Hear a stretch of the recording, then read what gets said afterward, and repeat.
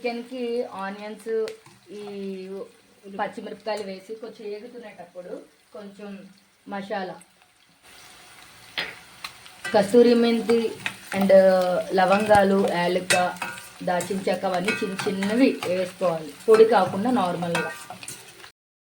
ఇప్పుడు మనం ఈ మసాలా వేసాం కదా, మసాలా వేసిన ఒక 2 minutesలో ఈ ప్యూరిఫై ఉంది కదా, టమాటా అండ్ చికెన్ కలిపి టమాటా అండ్ ఆనియన్ కలిపి మిక్స్ చేసి పెట్టుకున్నాం, దాన్ని ఇలా వేసేసుకొని కలిపేసుకోవాలి. చాలా బాగుంటుంది, సూపర్ టేస్ట్ అండి, తప్పకుండా ట్రై చేయండి. మరి ఉల్లిపాయ టమాటీ పేస్ట్ ఉంది కదా, అది కొంచెం ఉడికిన తర్వాత మనం ఇలా పుదీనా కొంచెం వేసేసుకొని కొత్తిమీర కూడా వేసుకోవాలి.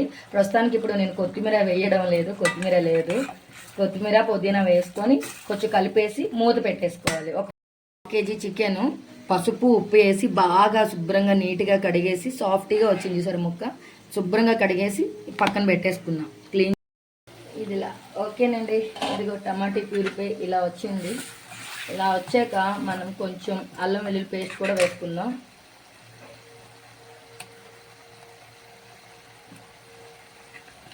అల్లం వెల్లుల్లి పేస్ట్ వేసుకొని మరి అది కూడా అయిపోయింది కదా, అల్లం వెల్లుల్లి పేస్ట్ పసుపు ధనియా పొడి. ఇప్పుడు ఉప్పు వేసుకోవాలి, మన రుచికి తగినంత, ఎవరికి ఎంత వేసుకుంటారో వాళ్ళు వేసుకోండి, నచ్చినంత. మొగలై చికెన్ దగ్గరికి వస్తుంది. ఇప్పుడు మనం కారం వేసుకోవాలి, ఎవరికి ఎంత సరిపోద్దో అంత. మేమైతే ఎక్కువ కారం తినమండి, ఇది చాలా చిన్న స్పూను, మీకు అలాగా కారం వేసుకొని కలిపేసుకోవాలండి. కలిపేసుకొని మూత పెట్టేసుకోవాలి. ఆల్మోస్ట్ అన్నీ అయిపోయినాయి ఇందులో వేసేసి, ఇదంతా దగ్గరికి రావాలి.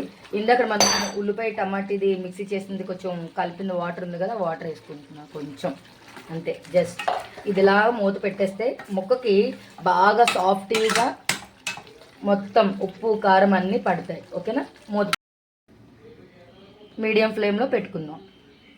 ఓకే, ఇందాక పుదీనా వేసుకున్నాం కదా, అలాగే కొంచెం కరివేపాకు వేసుకొని కలిపేసుకున్నాం.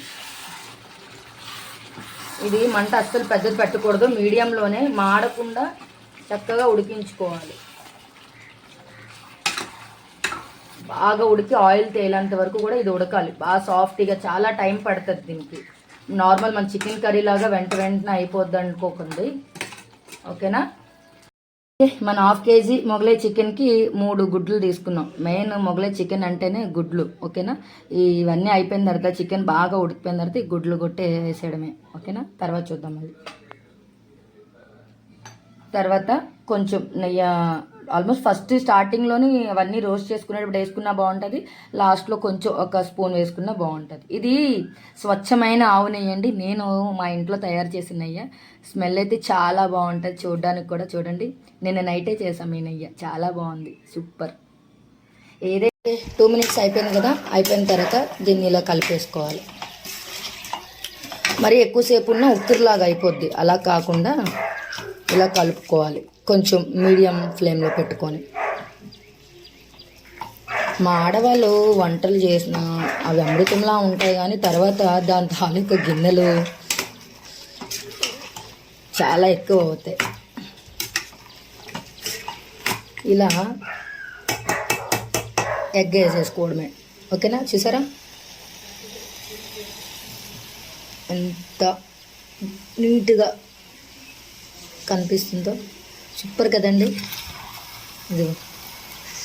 ఇది చపాతీలోకి అయితే సూపర్ ఉంటుంది. ఈరోజు మేము వెజిటేబుల్ బిర్యానీకి ట్రై చేస్తున్నాం. దీన్ని ఇలా పెట్టేసుకొని ఇప్పుడు మనం ఒక 5 minutes కానీ 2 minutes కానీ, తెలుస్తుంది కదా వంటలు వండే వాళ్ళకి, మూత పెట్టేసుకొని స్లిమ్లో ఉంచుకోవాలి. పెట్టేసా. ఓకే, చూద్దాం మన చికెన్ మొగలై. వావ్, అయిపోయిందండి మన చికెన్ మొగలై. ఇప్పుడు వీడియో నేను ఒక్కదానే చూస్తున్నాను, అందుకే తీస్తున్నాను, ఎవరు చూపించేవాళ్ళు లేరు. ముక్క చూసారు ఎంత చక్కగా ముక్కకు పట్టిందో, ఎగ్ అంతా అయిపోయింది.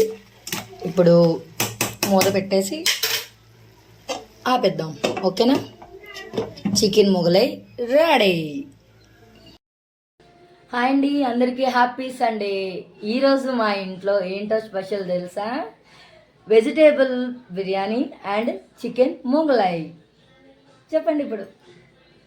ప్రతిసారి న్యూస్, టెంపుల్స్, ట్రావెల్స్ అన్నీ చేస్తున్నాను. గుళ్ళు, ఇంగిళ్ళు, స్విమ్మింగ్ పూల్స్ అన్నీ ఏటి కూడా చేస్తున్నాను. ఈరోజు స్పెషల్గా వీడియో చేయాలనుకున్నాను. ఇంట్లో ఖాళీగా ఉన్నాను, సండే దొరికింది. మా పిల్లలు మేము కలిపి హ్యాపీగా వండుకొని తినాలనుకున్నాను, ఎంజాయ్ చేయాలని.